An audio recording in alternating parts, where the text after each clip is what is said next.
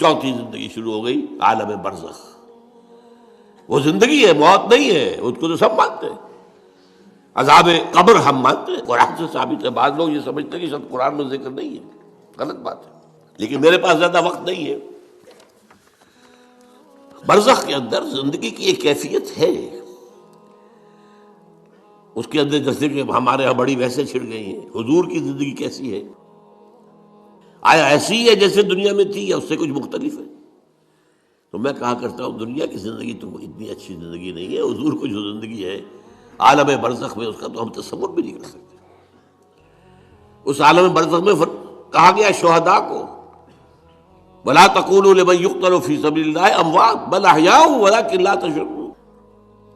اللہ کی راہ میں شہید ہو جانے والوں کو اموات مت کہو، مردہ مت کہو، زندہ ہے، تمہیں اس کا شعور نہیں۔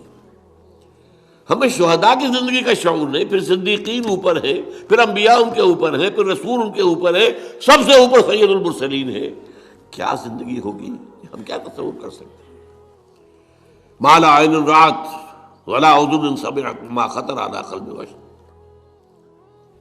بہرحال پھر یہ چوتھی زندگی آ گئی، پھر آئے گا، پھر سور پھونکا جائے گا، اور پھر فَإِذَا هُمْ قِيَامٌ يَنظُرُونَ، تو سب زندہ ہو کر دوبارہ کھڑے ہو جائیں گے۔ وہ یوم القیامہ ہوگا، کھڑے ہونے کا دن، اور اس سے ہمارا پانچواں دور شروع ہو جائے گا، حیات اخروی۔ اچھا، حیات اخروی کے بارے میں ہمارا کیا ایمان ہے؟ کیا وہ کبھی ختم ہونے والی ہے؟ وہ تو ابدی ہے۔ فَإِنَّهَا لَجَنَّةٌ أَبَدًا أَوْ لَنَارٌ أَبَدًا۔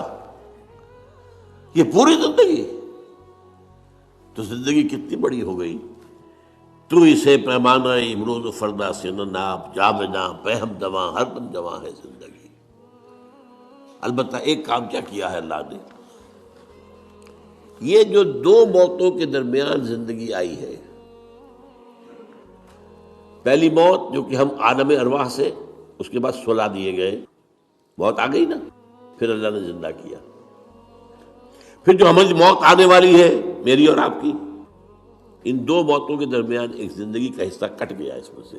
یہ لمبا پروسیس، وہاں سے وہاں تک، مبدأ و معاد، انا للہ و انا الیہ راجعون، اس میں یہ چھوٹا سا ہماری زندگی میں سے حصہ کاٹ کر اس سے ایک امتحانی وقفہ بنایا گیا۔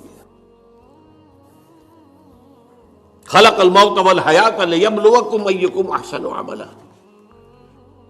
اس نے زندگی اور موتیں تخلیق کی ہیں تاکہ تمہیں آزمائے کہ کون ہے تم میں سے اچھے عمل کرنے والے۔ یہ امتحانی، اس کو بھی اقبال نے خوب کہا ہے، ملزم ہستی سے تو ابرا ہے مانند حباب، اس زیاں خانے میں تیرا امتحان ہے زندگی۔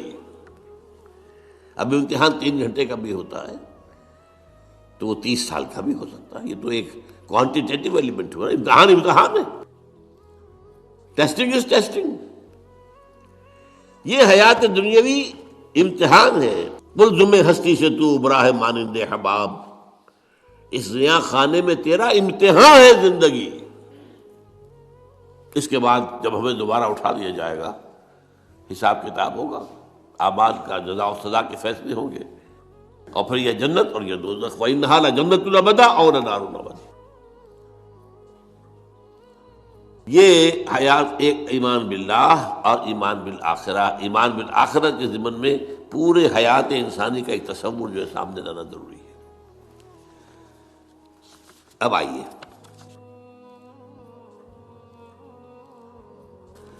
میں نے کہا تھا تخلیق کے بارے میں کچھ باتیں آپ کو بتاؤں گا۔ یہ جدید سائنس کے حوالے سے بھی بہت اہم چیزیں ہیں، اور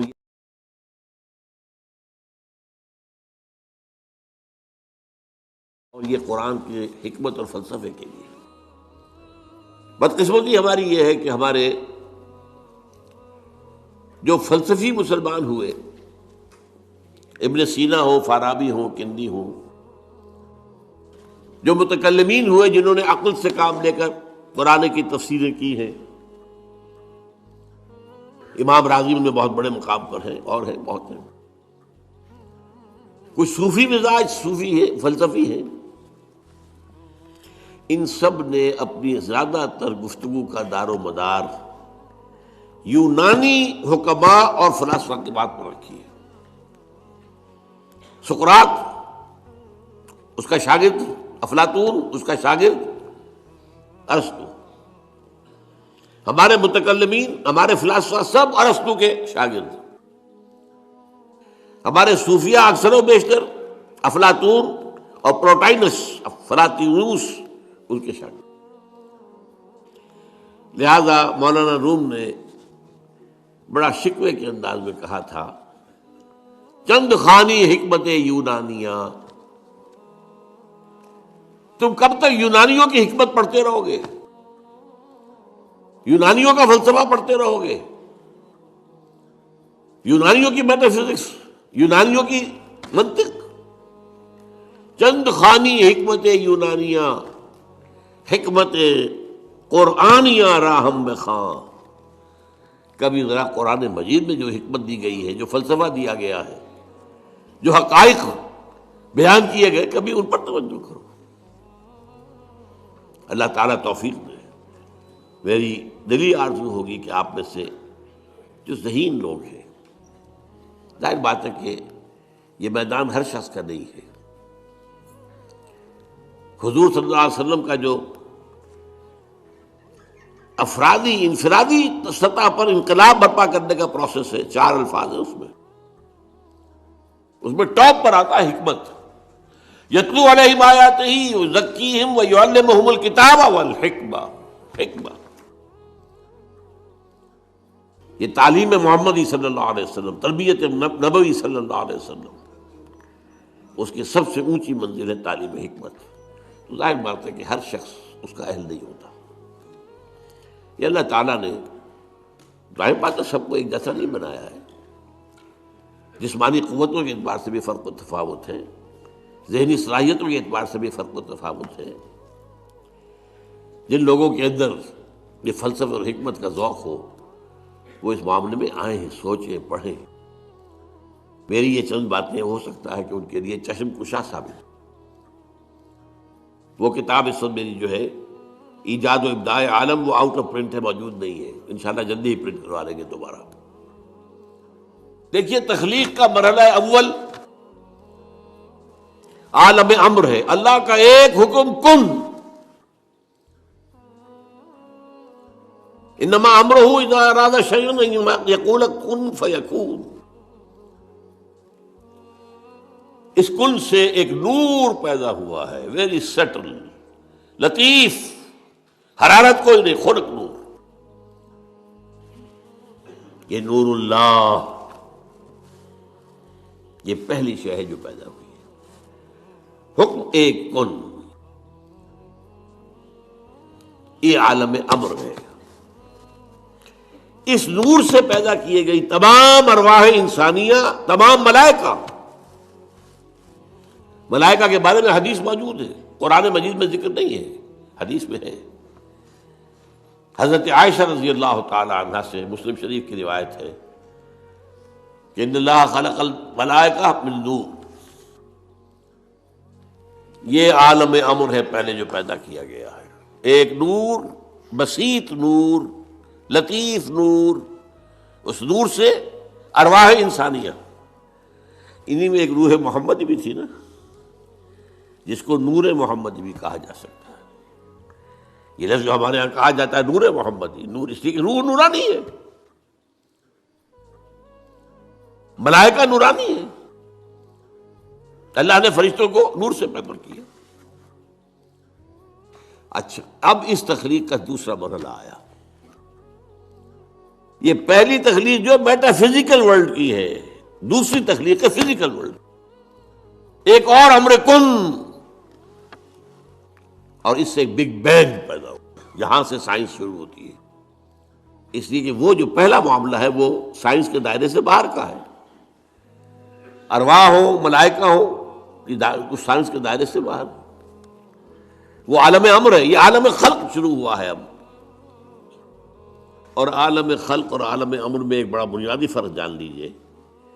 عالم امر میں اللہ کے کسی حکم کے تعمیل میں کوئی لمحہ صرف نہیں ہوتا. کن فیکون، کن فیکون، نو ٹائم ایلیمنٹ.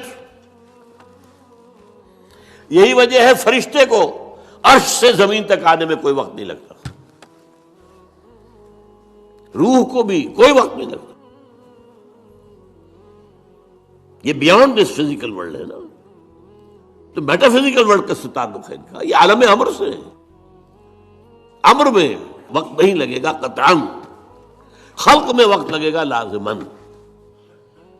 آم کی گٹھلی ہے، آم کا پودا بننے میں 5-6 سال لگ جائیں گے. رحم مادر میں حمل ٹھہر گیا ہے، بچے کے پورے بننے میں 9 مہینے لگیں گے، ٹائم لگے گا. اٹس خلق. قرآن کہتا ہے ہم نے آسمان زمین 6 دن میں پیدا کیے. ٹائم لگا کہ نہیں لگا؟ تو یہ امر ہے وہ پہلا، جس میں کہ کیا ہے 3 چیزیں ہیں.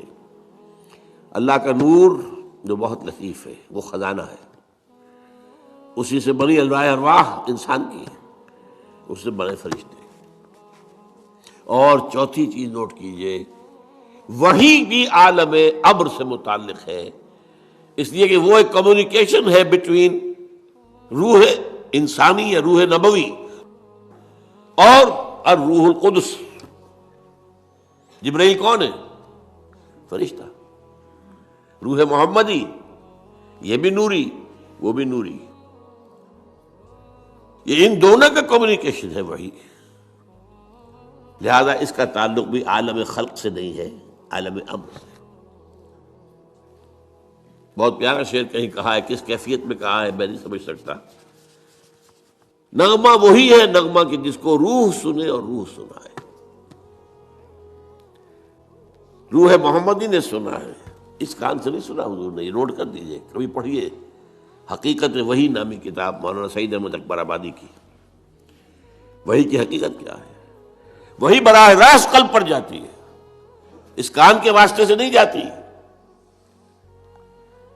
یہ کان عالم خلق کا ہے، قلب عالم امر کی شے، روح کا مسکن ہے. وہاں روح ہے، روح محمدی ہے. فَإِنَّهُ نَزَّلَهُ عَلَىٰ قَلْبِكَ، اس کو اے نبی اتارا ہے اس فرشتے نے آپ